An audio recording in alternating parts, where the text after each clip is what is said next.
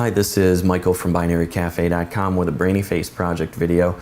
This is the Sony DSC RX100 Mark III camera.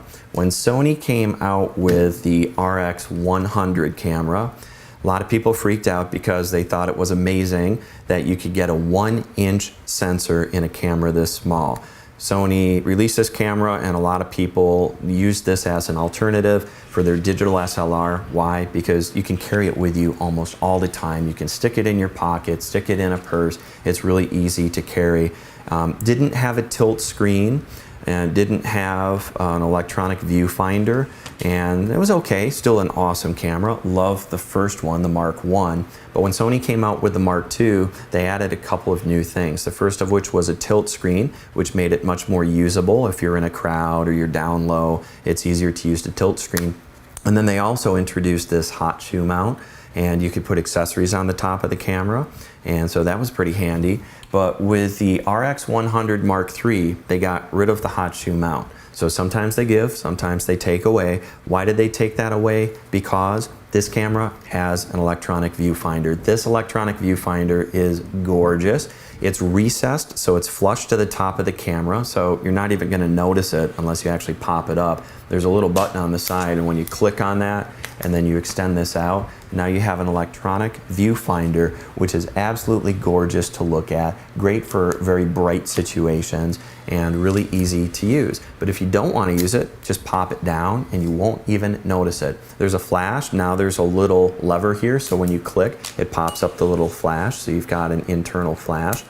And then you've got this screen, which is a tilt screen, but check this out, it goes all the way up. And the reason it goes all the way up is because there's a selfie mode. So if you're taking pictures of yourself or you and a friend, when you pop the screen up, there's a countdown timer. When you press the shutter button, it goes 3, 2, 1, takes a picture, and it actually flips the image so you can see yourself in the frame. And it's kind of cool. You didn't have that on the earlier versions of the camera. The other thing that Sony did is they gave you a Zeiss lens, which now has 24mm at its widest setting. So 24mm is really good. The RX100 Mark II did widest of 28mm. On the Mark III, when you zoom in, you will be limited to 70mm. So this is less than 3x optical zoom, but that's actually okay. By my standards, that's okay, because you use a camera like this when you're indoors, when you're in low light situations, when you just want to carry a camera with you that's really accessible. And this camera, even though it's a little bit thicker than the earlier versions of the RX100 line, is still really easy to tuck away into a purse or a pocket. We went down to Universal Studios to check out the new Harry Potter exhibit. They've got Diagon Alley, which is so incredible. And I brought 3 different cameras. I brought my HX400, which is a zoom camera with 50x. I brought my Canon SX50, but by the second day, this was the only camera I was carrying. Because this camera, instead of keeping it in a camera bag or like a digital SLR where you've got a huge backpack and you've got lenses that you carry with you, this camera was instantly accessible. I could pull it out. It powers up so fast. When you hit the power button, it's practically ready to go right off the bat. And then regardless of the shooting mode that you're in, when you press the movie button, you're recording video like almost instantly, which is really nice.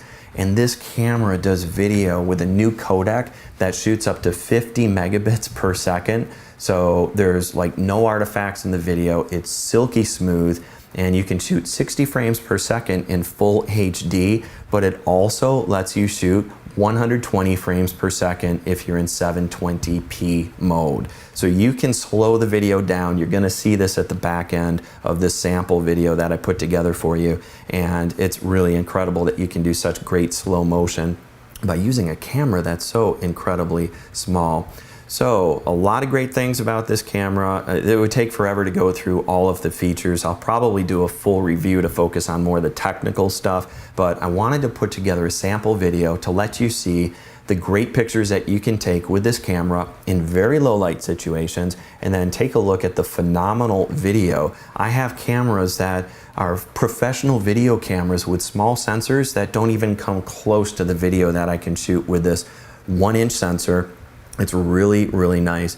I will tell you that it's pretty expensive for a point and shoot camera. It's not cheap, but you get what you pay for, and you can put it into some easy to use modes like intelligent auto. But you can also get really deep in terms of features, highly customizable, lots of different options that you can go in and configure on this camera. And it's a great alternative to a gigantic digital SLR with gigantic lenses that you'd have to carry around in a backpack. This one, you hardly even know it's there. So let's go ahead and take a look at the video, and we'll go ahead and get started here. I'll show you how I set up some of the features too.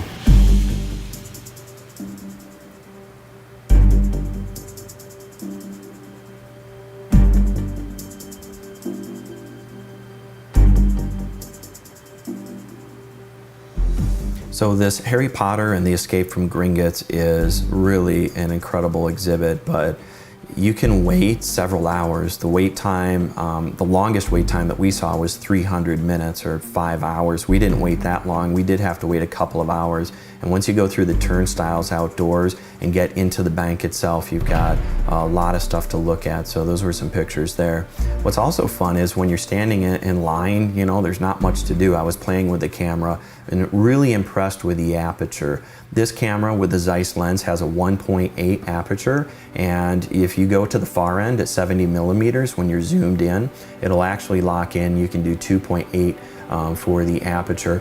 What that allows you to do is get some really good depth of field if you're doing macro shots or you're just getting close-up shots. Like there's the Oliver's, or what is it called? Ollivanders, which is a magic wand shop, and inside the shop there, it was so cool, and there were just hundreds, if not thousands, of boxes, and you know, standing there just took some cool pictures in aperture mode.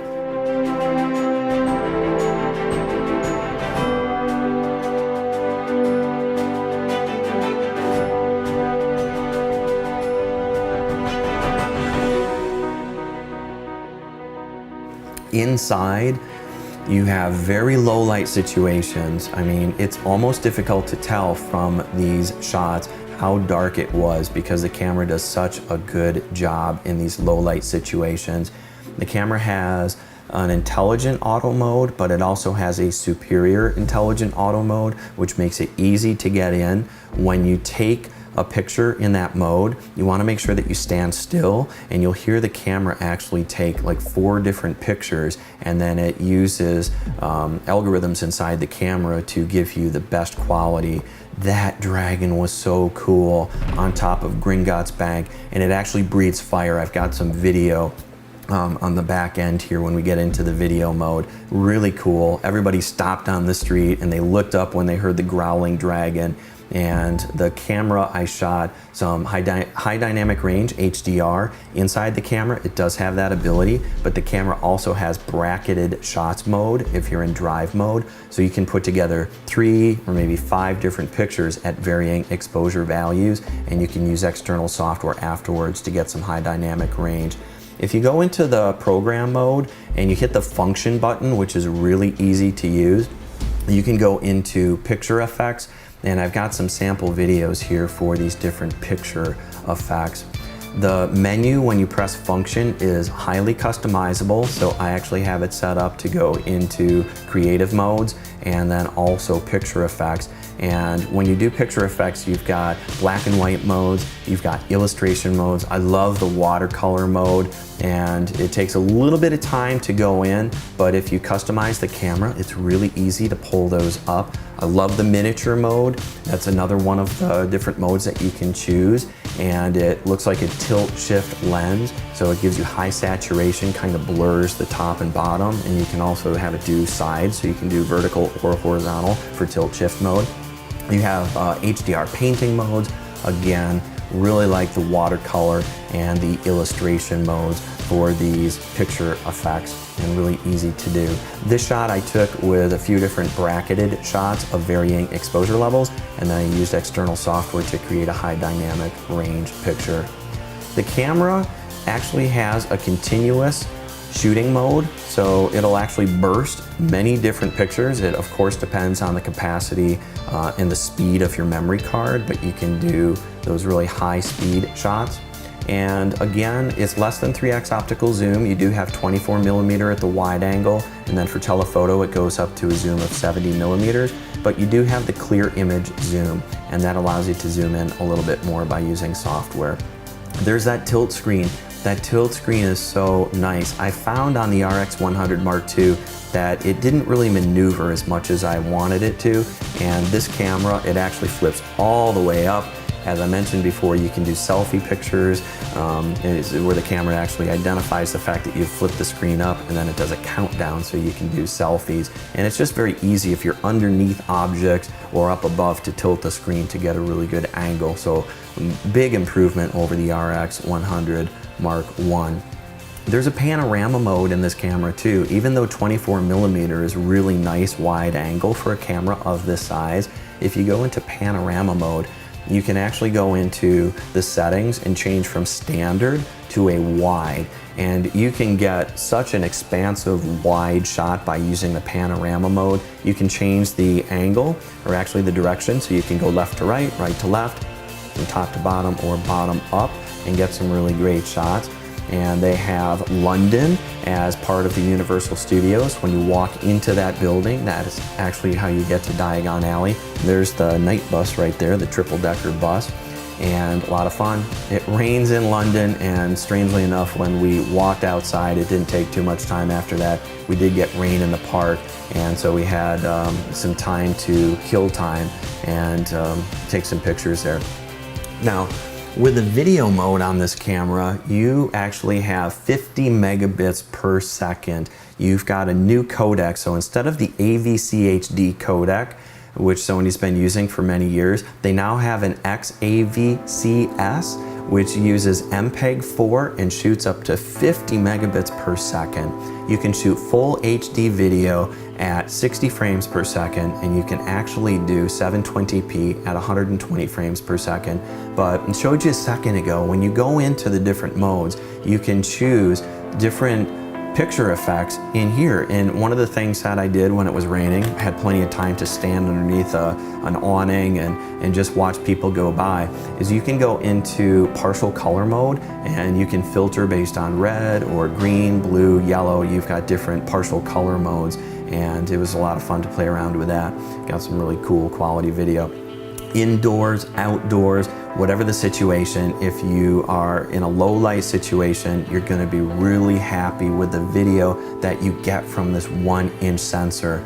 It's really good quality, much better than if you have a standard point and shoot camera, because they have much smaller sensors. Now, this isn't anywhere near a full frame sensor, but when you look at the size of the camera, it's incredible they can get a sensor of this size into a camera like this.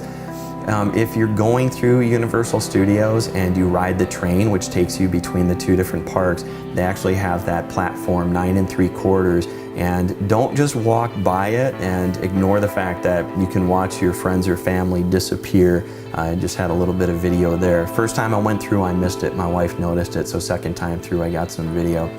Check this out. 1080p video at 60 frames per second, slowed down to half speed with this codec. I mean, there's no artifacting. It's so silky smooth. It's so much fun. And I just can't believe that with a camera this small, you can get video of that quality. When you hear the dragon growling, it is time to pull out your camera. You'll see people stop on the street. The first time it happened, we were standing underneath the dragon, didn't realize that they had this explosive gas here. And you check this out at nighttime. Really cool. So the music goes down, the dragon growls, and then it breathes fire, kind of at, I guess, random intervals. I couldn't really time it to figure out what the timing was, just seemed kind of random. And again, outdoors, Diagon Alley. Look at that video.